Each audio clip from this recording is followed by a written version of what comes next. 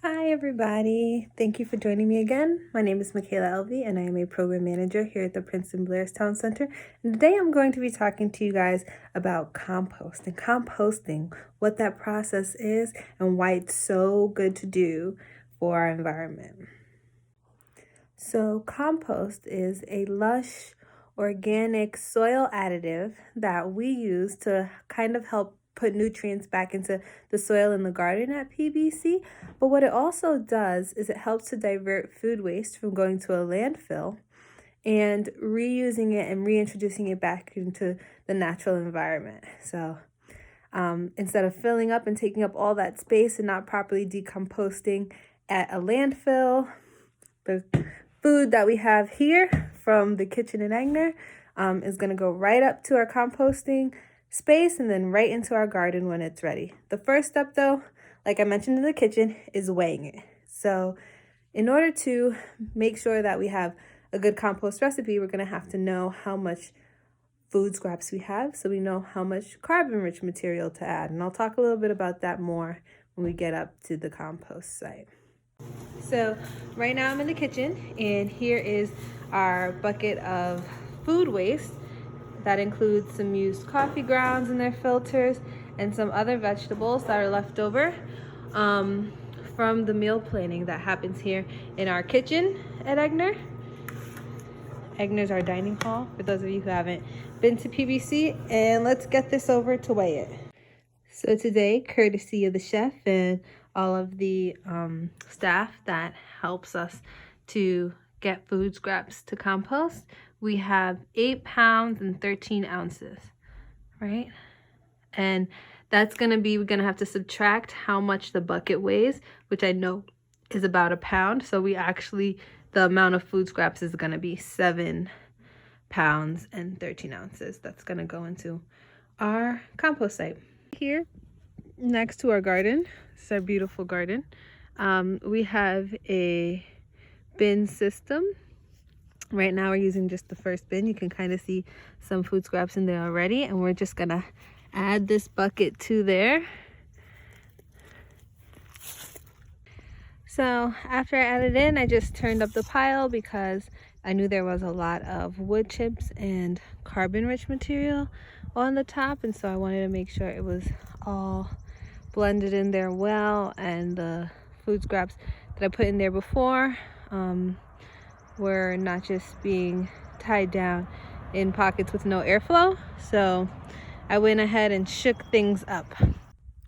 So I've mentioned that composting has 2 parts. There's their nitrogen-rich material, which are your food scraps, and then there's your carbon-rich material, which are your wood chips or your leaves or your mulch or whatever you want to use as your carbon-rich material. It's the dry material that adds carbon back into this equation. And to make a really good compost recipe and a habitat where decomposer organisms like your worms and your spiders and your flies and ants and bugs really like to live and eat and decompose this area, you need both.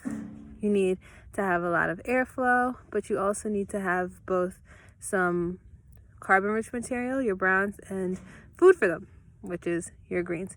So I have a bucket here of wood chips that I'm also going to add to the pile. And a good ratio to use is 1 part greens, so 1 part food scraps to 2 parts browns, or 2 parts leaves or wood chips. Now that everything's added, you can almost not even tell that we added food scraps. And that's pretty good because it's gonna prevent larger animals from eating the food right up before our little decomposer friends get a chance to break it all down. So that's really what you would like to see. Also, our bin helps. But if you're in the city or if you're thinking about how to divert food waste from your own home, using a much smaller system or an indoor system might be better for you. So before you saw the pile, and that was the compost that we're currently processing in, but here is a pile of finished compost. And this compost has already been here for quite some time, and so it doesn't look full of those wood chips. It also doesn't have large bits of pieces. Everything is pretty much broken down into this organic goodness that is going to enrich the soils in our garden.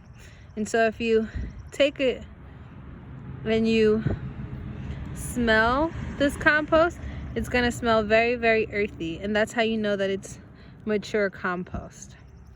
If you want to test the compost that you create at home, you can take a scoop of it and put it in a plastic bag. Leave the bag closed at room temperature for 5 days. This is called a plastic bag test. And after 5 to 7 days, if you open it and it smells sharp and ammonia, like really, really harsh smells, then it's not mature yet and it's not ready to be used. But if you open it up after 5 to 7 days and it smells earthy and rich, and it has a tiny bit of moisture to it, and that's when you know you're all ready to go and you can go ahead and add it to your garden. So indoor composting is on a much smaller scale than what we do at PBC. Here we're able to just process more food scraps because our kitchen is operating all year round and we have the space to do it. So we have a bin system which will allow us to compost a large amounts of food waste. But if you are trying to compost from your own home, you can still divert food waste and still help any of your potted plants or your backyard gardens, or even give it back to a local community garden in your neighborhood after you've already gathered your food waste. And the way you would do it is you would get a bin and you'd add in your food waste, and then maybe you'd collect some leaves from outside and you add that in there. And what's really good about leaves is there are a lot of insects and decomposing organisms that lay their eggs on leaves. So adding in leaves really enriches the community that you're making in your compost bin, and before you know it, there will be some organisms eating up that food waste. And that's a pretty simple way. Another way to do it is if you have a worm bin, which is a verma compost system, and that would mean that you'd have some worms that would be eating your food scraps, and all worms really need to be happy is some newspaper.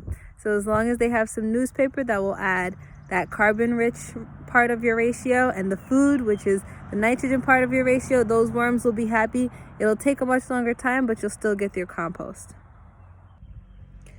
Getting that lush finished compost that we just saw takes a few months to a year. If you just get a compost pile and you leave it, it can take up to a year to actually fully break down and produce that rich, lush organic matter that we like. But even though it takes a long time, it is super worth it to do because it makes us more sustainable and it really helps us take care of our earth and regenerate it and enrich it. So thank you for joining me today in this video, and I'll see you next time.